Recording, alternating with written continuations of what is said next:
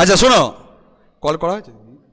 আচ্ছা শোনো, তাহলে আমি আর প্রেমের শোনাটা আলোচনা করছি, তারপরে তোমাদের মনে প্রশ্ন আসলে তখন তোমরা বলবে, চ্যাট বক্সে লিখে দেবে, কোনো অসুবিধা নেই। তো প্রথমে আমি মূল ভাবটা বলি যে প্রেমের শোনায় আমরা কি দেখেছি। দেখেছি যে রবিদাস চামার নামে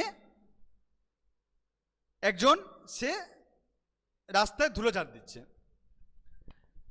তো সেখানে রাস্তায় ধুলোঝাড় দিচ্ছে, তখন কবি লিখছেন যে স্বজন রাজপথ বিজন তার কাছে। এই যে বলছে স্বজন রাজপথ, দেখো রাজপথ স্বজন, অর্থাৎ প্রচুর মানুষজন আছে। স্বজন মানে জনের সহিত বর্তমান, অর্থাৎ প্রচুর মানুষজন আছে, কিন্তু তবু তার কাছে সেই রাজপথ বিজন। বিজন মানে যেখানে কোনো মানুষজন নেই। তাহলে রবিদাস চামার রাস্তায় ধুলোঝাড় দিচ্ছে, এত মানুষজন আছে, তারপরেও কবি বলছেন স্বজন রাজপথ বিজন তার কাছে। কেন বলল যে স্বজন রাজপথ তার কাছে বিজন? কারণ মানুষজন তার স্পর্শ বাঁচিয়ে চলছে, মানুষজন তাকে স্পর্শ করছে না। নিশ্চয়ই এখনকার পরিস্থিতি নয় যে করোনা পরিস্থিতির জন্য সবাই তাকে কেউ ছুতে চাইছে না, নিশ্চয়ই তা নয়। এখন যেটা বলেছে যে সোশ্যাল ডিস্টেন্স পালন করো, সেটা নিশ্চয়ই নয়। যদিও এই সোশ্যাল ডিস্টেন্স কথাটায় আমার অন্তত ভালো লাগেনি, কারণ কথাটা সোশ্যাল ডিস্টেন্স হওয়া উচিত না, ফিজিক্যাল ডিস্টেন্স। কারণ মানুষের সঙ্গে মানুষের একটা শারীরিক দূরত্ব মেনটেন করতে হবে, সামাজিক দূরত্ব নয়। কখনোই কোনো কালেই কোনো অবস্থাতেই সামাজিক দূরত্ব হতে পারে না। তোমাদের মনে হতে পারে যে এতদিন এই কথাটা শুনে হঠাৎ করে সেই কথাটা বলছে কেন, কিন্তু আমি একটা কথার হিসাবে ধরলাম। আসলে সামাজিক দূরত্ব বলতে ফিজিক্যালি দূরত্বকেই বোঝাচ্ছে, কিন্তু তবুও ওই শব্দটা, সামাজিক দূরত্ব শব্দটা আমার কোথাও মনে হয়েছে না ব্যবহার করলেই ভালো হতো, আমার ব্যক্তিগত মতামত। কারণ সামাজিক দূরত্ব বলে কিছু হয় না। আজকে মানুষের সঙ্গে মানুষের যোগাযোগের যে জায়গা, সেটা রাখতেই হবে। সেটা অর্থাৎ মানসিক যে যোগাযোগ, সেটাই তো সামাজিক যোগাযোগ। মানুষ বিপদে পড়লে মানুষ যাবে না, সেটাই তো সামাজিক যোগাযোগ। তাহলে সামাজিক দূরত্ব কোনো কালে কোনো সময় হতে পারে না। তো করোনা পরিস্থিতিতে শারীরিক দূরত্ব রাখতে হবে, ফিজিক্যালি দূরত্ব, যে একটা মানুষের সঙ্গে একটা মানুষের কথা বলার মধ্যে যেন একটা দূরত্ব থাকে, যে কোনো কাজ করবে যেন একটা দূরত্ব থাকে, তাহলে সেই রোগটা আসতে পারবে না। তো এইখানে রবিদাসকে সবাই, কেউ ছুতে চাইছে না, সবাই বাঁচিয়ে চলছে। কি কারণে? নিশ্চয়ই এটা নয় যে রবিদাস এইরকম একটা পরিস্থিতি হয়েছে, তা নিশ্চয়ই নয়। তাহলে কেন না, তখনকার সময়ে এই যে যারা নিচু শ্রেণীর কাজের সঙ্গে যুক্ত থাকতো, কিংবা নিচু শ্রেণীর কাজ করত, কিংবা যাদেরকে নিচু শ্রেণীর বলে ভাবা হতো, তাদেরকে ছোঁয়াই হতো না। এই যে না ছোঁয়া, না স্পর্শ করা, এই তাকে বলা হতো যে অস্পৃশ্যতা। একদম আনটাচেবল, অস্পৃশ্যতা। অস্পৃশ্যতা, অস্পৃশ্য মানে যাকে স্পর্শ করা যায় না। তাহলে সমাজে যারা নিচু শ্রেণীর মানুষ বলে পরিচিত ছিল, অথচ নিচু শ্রেণীর মানুষ থেকে হতে পারে না। যে যে কাজই করুক, যে যে কাজ করবে, যে যেটাই করুক, কোনো কাজ তো নিচু বলে কিছু হতে পারে না, তার সেটা কাজ। আমাদের সমাজের একটা সময় এখন অনেকটা কমে গেছে। কিছু কাজকে আমরা, যে কাজটা সমাজে সব থেকে বেশি প্রয়োজন, অথচ সেই কাজটা কাজটার সঙ্গে যারা যুক্ত আছে, তাদেরকে খুব নিচু শ্রেণীর বলে ভাবা হতো এবং নিচু ধরনের মানুষ বলে ভাবা হতো। তাই তাদের স্পর্শ এড়িয়ে চলতো মানুষ। কতটা অপমানজনক ছিল। তো সেই জন্য তাকে ছুতে চাইছে না, যে এই মানুষটা একটা অচ্ছুত মানুষ, এই মানুষটা নিচু শ্রেণীর মানুষ, এই মানুষটা নিচু কাজের সঙ্গে যুক্ত থাকে, এটা তো তথাকথিত সেই সমাজের একেবারে নিচুতলার মানুষ, যাদেরকে স্পর্শ করা যায় না। সেই রবিদাস চামার ধুলো ঝাড় দিচ্ছে। আর সেই রবিদাস চামারের মধ্যেও সেই মানসিকতা ঢুকে গেছে যে আমি হচ্ছি সমাজের এমন একটা মানুষ যাকে স্পর্শ করা যায় না, যাকে উঁচু শ্রেণীর মানুষরা এড়িয়ে চলবে, আমি হচ্ছে সেই মানুষ। তো সেই জায়গা থেকে রবিদাস চামারকে কেউ স্পর্শ করতে চাইছে না। রবিদাস চামার ধুলোঝাড় দিচ্ছে, সবাই তাকে এড়িয়ে চলছে। তাই জন্য কবি বলছেন, স্বজন রাজপথ বিজন তার কাছে। রাজপথ স্বজন, রাজপথে প্রচুর লোক আছে, প্রচুর মানুষজন আছে, স্বজন, কিন্তু তার কাছে বিজন, অর্থাৎ তার কেউ নেই, তার সঙ্গে কথা বলার কেউ নেই, তাকে স্পর্শ করার কেউ নেই, তাকে মানুষ বলে দেখার মতন কেউ নেই। তাই স্বজন রাজপথ তার কাছে বিজন হয়ে গেছে। কিন্তু গুরু রামানন্দ তিনি সকালবেলা স্নান করে সেই রাস্তা দিকেই ফিরছেন। তাকে দেখে রবিদাস দূর থেকে প্রণাম করলো। দূর থেকে কেন? আবার বলছি, দূর থেকে মানে এই জন্য নয় যে আজকের সমাজের পরিস্থিতি অনুযায়ী দূর থেকে প্রণাম করেছে, মানে রবিদাসের মনের মধ্যেও আছে যে আমি তার স্পর্শ পেতে পারি না, আমি তাকে গিয়ে স্পর্শ করতে পারি না, আমাকে দূর থেকেই প্রণাম করতে হবে। তাই দূর থেকে প্রণাম করলো রবিদাস এবং ধুলোয় মাথা ঠেকালো। কিন্তু রামানন্দ কি করলেন? বললেন, বন্ধু কে তুমি? দেখো, রামানন্দ প্রথমেই বন্ধু বলে সম্বোধন করলো, কারণ বড় মনের মানুষ, বন্ধু বলে সম্বোধন করেছে। কে ভাই তুমি? নিজে দাদা হতে চায়নি, ভাই বললেও সেই সম্বোধন আছে, কিন্তু এখানে বন্ধু বলে সম্বোধন করেছে। আমি বন্ধু বলে সম্বোধনে গুরুত্ব দিচ্ছি এই জন্য যে সমভাবাপন্ন মানসিকতা তৈরি হয় বন্ধু বলে সম্বোধন করলে। কেউ যখন কাউকে বন্ধু বলে সম্বোধন করে, তার মানে তার মধ্যে সম মনোভাব, তাকে সমান বলে ভাবার যে মানসিকতা, সেইটা বিরাজ করে বলে। তার জন্য বলেছে যে কে তুমি বন্ধু। তাহলে রামানন্দর মধ্যে কিন্তু এইরকম কোনো মানসিকতা প্রকাশ পায়নি যে এই নিচুতলার মানুষ তাহলে বন্ধু বলে সম্বোধন করতো না। রামানন্দ যদি তাকে নিচু শ্রেণীর বলে ভাবতো, তাহলে তাকে বন্ধু বলে সম্বোধন করতো না। তাকে নিজের মতন করেই ভেবেছে, নিজের মতন যোগ্য মানুষ বলেই ভেবেছে, তার জন্য তাকে বন্ধু বলে সম্বোধন করেছে। আমরা তো তাকেই বন্ধু বলে মেনে নিই, যাকে আমার মতন আপন করে নিই, সেই তো বন্ধু। তাই বন্ধু বলে সম্বোধন করেছে। তুমিও যা আমিও তাই, এই মানসিকতা প্রকাশ পেয়েছে বলেই বন্ধু বলে সম্বোধন করেছে। কে বন্ধু তুমি? তার মধ্যে আমি উঁচু তুমি নিচু এরকম মানসিকতার প্রকাশ পায়নি। তাহলে এত মানুষজন আছে, কিন্তু রামানন্দ তাকে বন্ধু বলে সম্বোধন করেছে। দেখো, এত তো ওই একটা কথা আছে যে সূর্য উঠলে সবাই সমান। মোমবাতি জ্বালানো হোক, প্রদীপ জ্বালানো হোক, যেটুকু যা আলো দান করে, আর ওই হ্যালোজেনটাই দান করা হোক, কিন্তু সূর্য উঠলে তখন সবাই সমান। তো রামানন্দ হচ্ছে সেই সূর্য, মানুষের মধ্যে সেই সূর্য, যার কাছে সমস্ত মানুষ সমান, তার কাছে ভেদাভেদ নেই, সমস্ত মানুষই তার কাছে মানুষ। তাই তাকে বন্ধু বলে সম্বোধন করেছে। কি উত্তর পেলেন রবিদাসের কাছ থেকে? কি উত্তর পেলেন? বন্ধু বলে সম্বোধন করেছে, উত্তর পেলেন যে তুমি কে, এটা জানতে চেয়েছে। রবিদাস বলছেন, আমি শুকনো ধুলো, প্রভু তুমি আকাশের মেঘ, ঝড়ে যদি তোমার প্রেমের ধারা, গান গেয়ে উঠবে বোবা ধুলো রং বেরঙের ফুলে। বলছে আমি শুকনো ধুলো। কেন শুকনো ধুলো বলেছে? আর তুমি আকাশের মেঘ, ঝড়ে যদি তোমার প্রেমের ধারা। আকাশের মেঘ যার মধ্যে প্রচুর জল আছে, বৃষ্টি আছে, যা ঝরে পড়লে মাটি সিক্ত হয়ে ওঠে, গোটা পৃথিবী শস্য শ্যামল অর্থাৎ শস্যে পরিপূর্ণ হয়ে ওঠে, ফসল ফলে। তাহলে রামানন্দ হচ্ছে এমন একজন মানুষ যার ভালোবাসা পেলে, যার প্রেমের ধারা পেলে মনের মধ্যে নানা রকম মন বিকশিত হয়ে ওঠে, পরিপূর্ণ হয়ে ওঠে।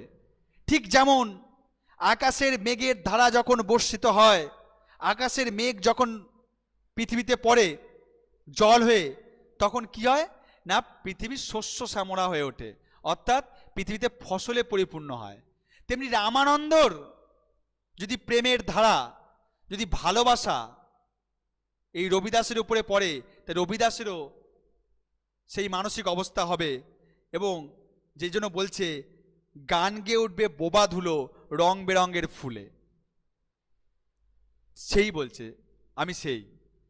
রামানন্দ কি করলেন, এই কথা শুনে রবিদাসকে বুকে জড়িয়ে ধরলেন, দিলেন তাকে প্রেম। তাহলে রামানন্দ বুকে জড়িয়ে ধরলেন।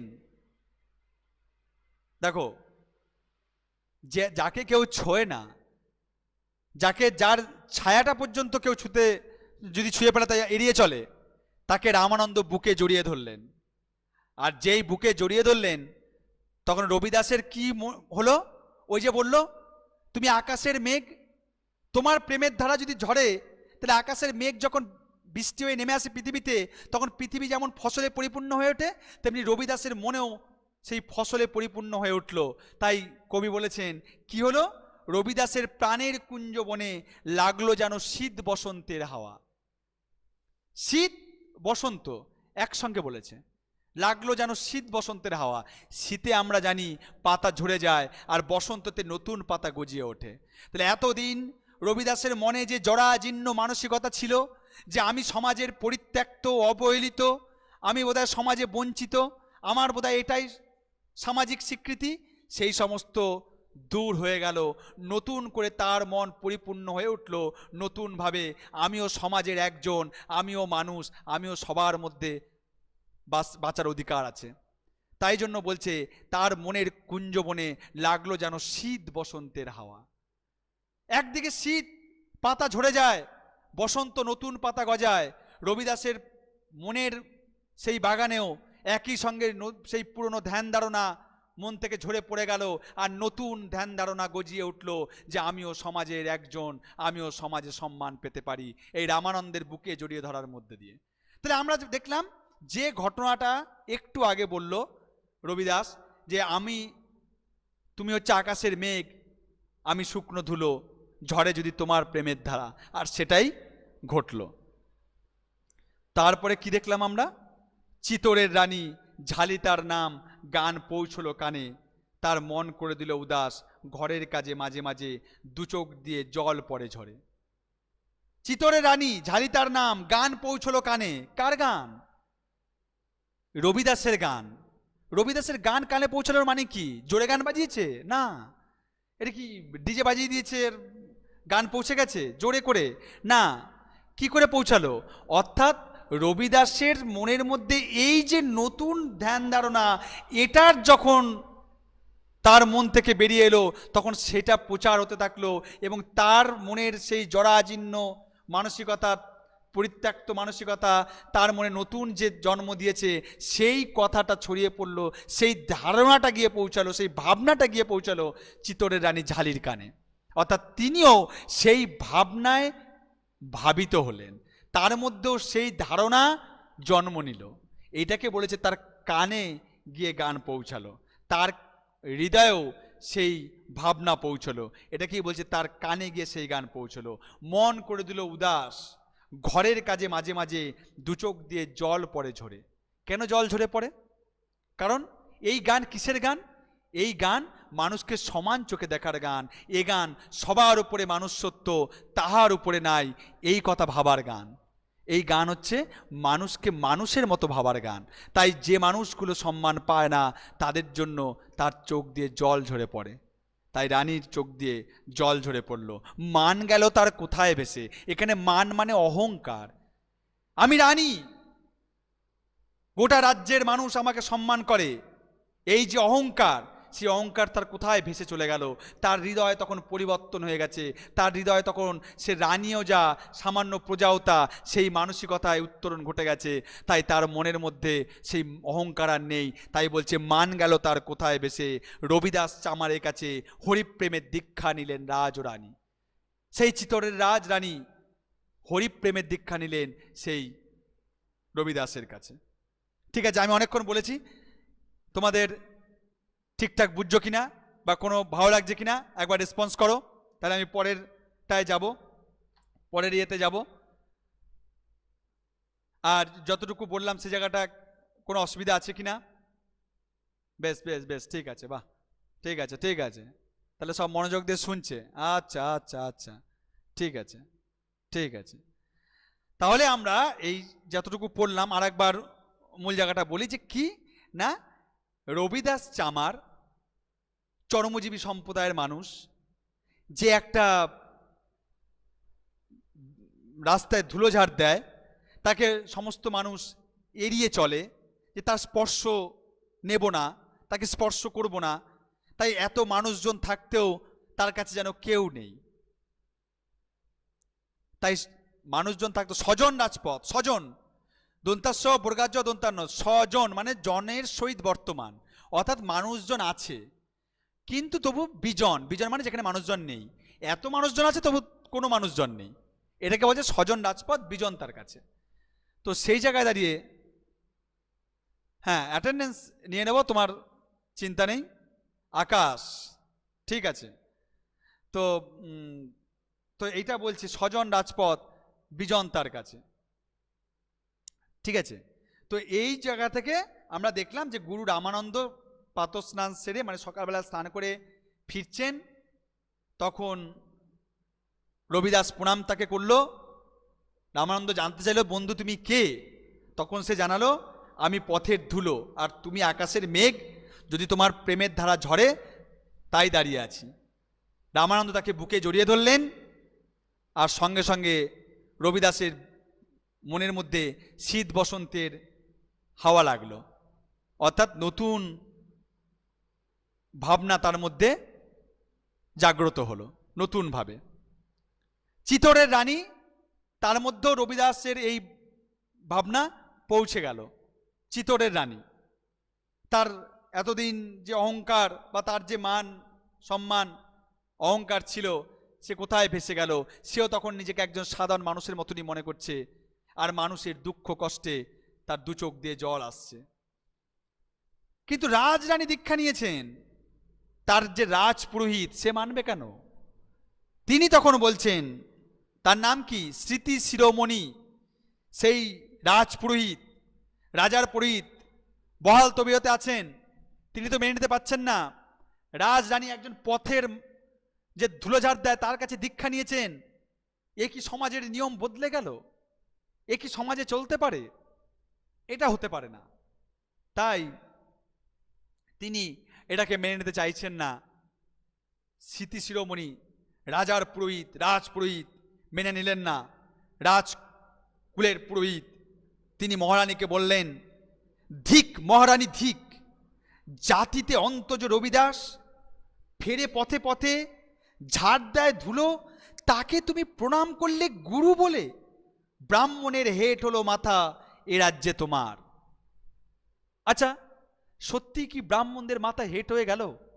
যে রবিদাসের কাছে হরিপ্রেমের দীক্ষা নিয়েছে বলে ব্রাহ্মণদের মাথা হেট হয়ে গেল?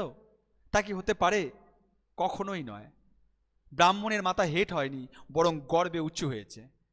আজকে মানুষ যদি শিক্ষিত হয়, তাহলে শিক্ষিত মানুষের তো মাথার উঁচু হবে।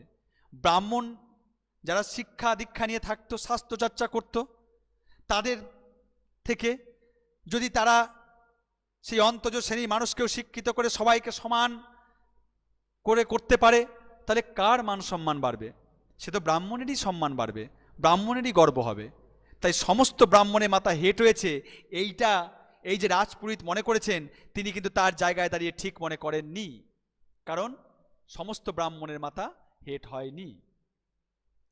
কিন্তু রাজপুরোহিত তিনি বলেছেন, কারণ তিনি মনে করেছেন তার তো জায়গাটা থাকবে না, তাই তিনি মনে করেছেন রাজপুরোহিত তিনি বলেছেন রানীকে যে একজন জাতিতে নিচু, অন্তজ মানে নিচু, জাতিতে নিচু একজন মানুষের তার কাছে তুমি দীক্ষা নিলে, তাকে তুমি প্রণাম করলে, এই তো ব্রাহ্মণদের মাথা হেট করে দিলে তুমি, এই রাজ্যে ব্রাহ্মণদের মাথা হেট হয়ে গেল।